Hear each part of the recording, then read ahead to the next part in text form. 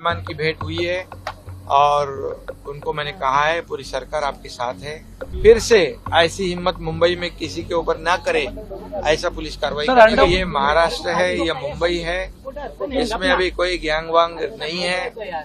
ये पूरा अंडरवर्ल्ड खत्म हो चुका है और ये बिश्नोई को कोई भी खत्म कर देंगे हम लोग। बिल्कुल ऐसी कोई भी जो हिम्मत नहीं करे, ऐसी कार्रवाई पुलिस करेगी और ये बिश्नोई को कोई भी खत्म कर देंगे हम लोग। बिल्कुल।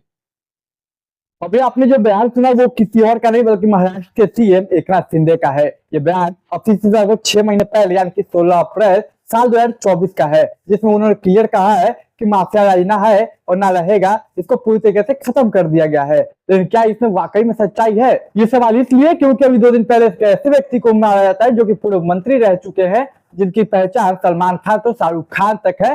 बड़े बड़े सेलिब्रिटी जो कि बॉलीवुड स्टार है, उनसे बहुत अच्छे रिश्ते हैं। जब ऐसे व्यक्ति को मार दिया जाएगा तो माफिया राज नहीं तो ये क्या है? क्या उनके सिक्योरिटी में कमी रह गई थी या कमी कर दी गई थी? इसके बाद अगले सुबह यानी कि 13 अक्टूबर को एक स्क्रीनशॉट वायरल होता है जिसमें दावा किया जाता है कि ये काम किसी और ने नहीं बल्कि लॉरेंस बिश्नोई ने किया है। जी हाँ, पूरा मामला क्या है चलिए मैं बताता हूँ। दरअसल तारीख थी 12 अक्टूबर साल 2024, रात के बज रहे थे तकरीबन 9। हमेशा की तरह बाबा सिद्दीकी जो पूर्व में मंत्री रह चुके हैं, अपने कार्यकाल से वापस आ रहे थे अपने बेटे जिशान सिद्दीकी के साथ। रास्ते में उनका आदत है कि वो तमाम लोगों से बात करते हैं, तमाम जो उनके कर्मचारी है, तमाम जो उनके पार्टी के लोग हैं उनसे बातें करते हैं। हमेशा की तरह वो बात करते हैं। रास्ते में एक जगह उनके बेटे का कॉल आता है। वो कॉल अटेंड करने के लिए कार से बाहर निकल जाते हैं रेंज रोवर में।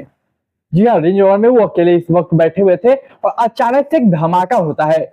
धमाका से वहां धुआं निकलता है। तमाम जो आसपास लोग थे वो ये समझ नहीं पाते आखिर धमाका कैसे हुआ और धमाके की क्या वजह की। ये भी उन्हें लगता है कि दुर्गा पूजा था और कहीं बगल में पंडाल था, तो हो सकता है वहां से धमाके की आवाज आई हो। लेकिन जब अचानक धुआं फैलने लगा, किसी को कुछ समझ नहीं आया। धुआं काफी हद तक बढ़ चुका था और यहाँ तक कि सिद्दीकी यानी कि बाबा सिद्दीकी के आंखों में चुभने लगा था। अचानक से 3 गोलियों की आवाज आती है और जब धुआं खत्म होता है तब दिखाता है कि बाबा सिद्दीकी को गोली लग चुकी है। और उनके बेटे और तमाम लोग उन्हें हॉस्पिटल ले जाते हैं। तमाम जो वहां पे लोग थे वो देखते कि सामने 3 लोग भाग रहे हैं। तीनों लोग को पकड़ने के लिए वहां पब्लिक भागती। यहीं पे वहां पे पुलिस वाले भी कर्मचारी तैनात थे क्योंकि वहां पे दुर्गा पूजा और सुरक्षा व्यवस्था को देखते हुए। लेकिन उसके बाद पुलिस वालों ने भी पकड़ने की कोशिश की, जिसमें से 2 की गिरफ्तारी हो गई, जिसमें से दोनों का नाम था, एक का नाम था धर्मराज राजेश कश्यप और दूसरा का नाम था गुलमेल।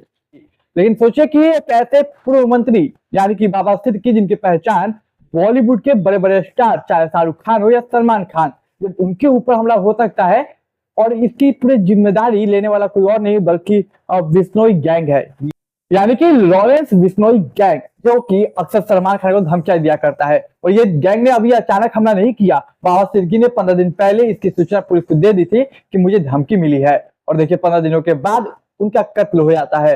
हॉस्पिटल ले जाया जाता है, लेकिन उससे पहले उनका कत्ल हो जाता है। वो मर जाता है, सांसें टूट जाती है। लेकिन देखिए अभी से लगभग 6 महीने पहले की बात है। सलमान खान पे जो हमला हुआ था 14 अप्रैल साल 2024 को गैलेक्सी अपार्टमेंट में 2 लड़कों ने गोलियां चलाई थी।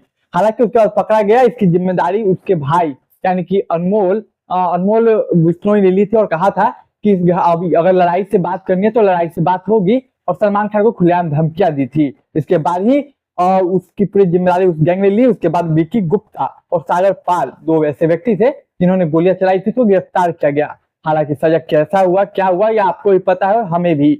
और इसके बाद अचानक से ये हमला बाबा सिद्दीकी जो कि इतने फेमस इंसान, आखिर उनकी सिक्योरिटी में कमी रह गई थी या कमी कर दी गई थी या करवा दी गई थी, ये तमाम सवाल है। और जैसा कि उन्होंने 16 अप्रैल साल 2024 को यानी कि सलमान खान से मिलने के बाद दिया था वहां के मुख्यमंत्री ने बयान एकनाथ शिंदे ने कि यहाँ पे कोई माफिया राज नहीं और ना ही होगा, पूरी कानून व्यवस्था टाइट है।